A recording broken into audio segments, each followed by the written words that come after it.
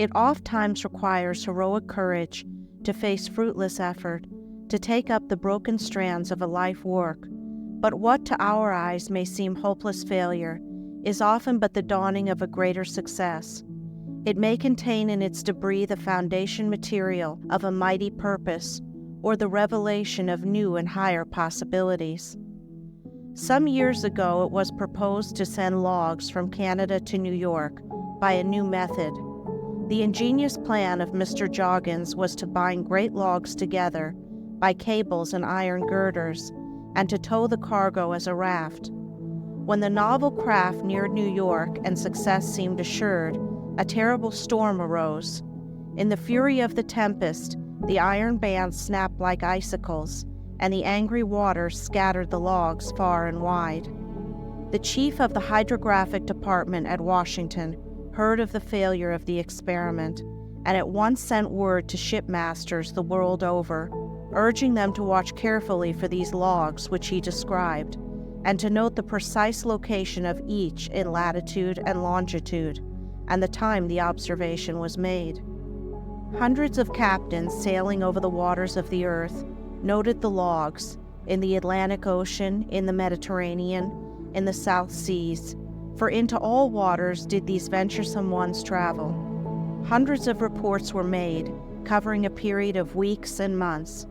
These observations were then carefully collated, systemized, and tabulated, and discoveries were made as to the course of ocean currents that otherwise would have been impossible.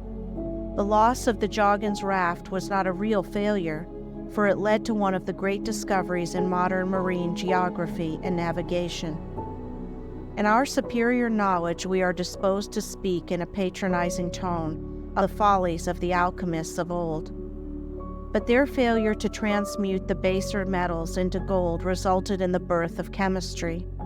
They did not succeed in what they attempted, but they brought into vogue the natural processes of sublimation, filtration, distillation, and crystallization. This was the success of failure, a wondrous process of nature for the highest growth, a mighty lesson of comfort, strength, and encouragement, if man would only realize and accept it. Many of our failures sweep us to greater heights of success than we ever hoped for in our wildest dreams. Life is a successive unfolding of success from failure.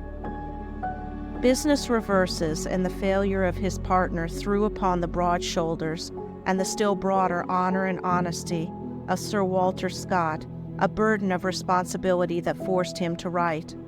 The failure spurred him to almost superhuman effort. The masterpieces of Scotch historic fiction that have thrilled, entertained, and uplifted millions of his fellow men are a glorious monument on the field of a seeming failure.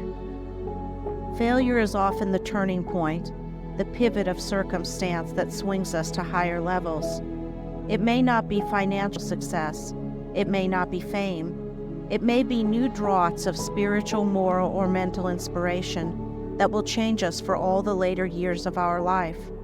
Life is not really what comes to us, but what we get from it.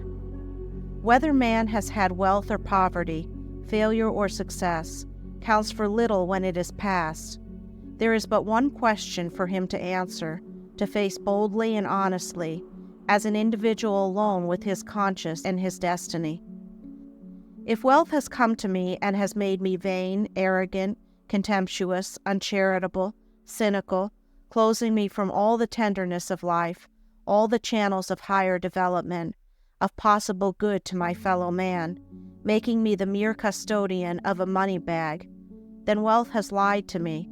It has been a failure, not success. It has not been riches.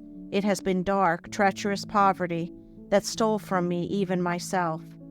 All things become for us, then, what we take from them. Failure is one of God's educators. It is experience leading man to higher things. It is the revelation of a way, a path hitherto unknown to us. The best men in the world, those who have made the greatest real successes, look back with serene happiness on their failures. The turning of the face of time shows all things in a wondrously illuminated and satisfying perspective. Our highest hopes, are often destroyed to prepare us for better things. The failure of the caterpillar is the birth of the butterfly. The passing of the bud is the becoming of the rose. The death or destruction of the seed is the prelude to its resurrection as wheat. It is the night in the darkest hours, those preceding dawn, that plants grow best, that they most increase in size. Let us fear only the failure of not living the right as we see it, leaving the results to the guardianship of the infinite.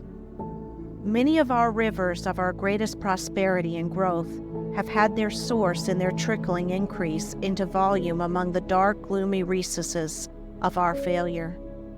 There is no honest and true work, carried along with constant and sincere purpose, that really ever fails.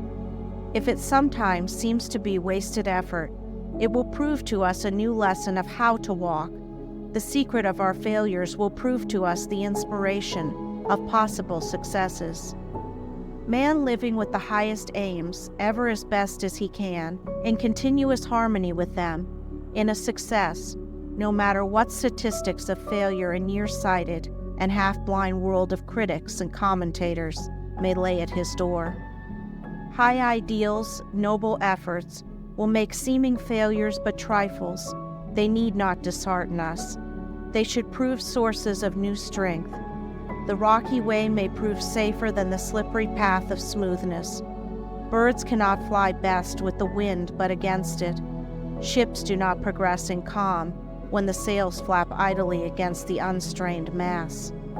The alchemy of nature, superior to that of Paracelsus, constantly transmutes the baser metals of failure into the later pure gold of higher success, if the mind of the worker be kept true, constant, and untiring in the service, and he have that sublime courage that defies fate to its worst while he does his best.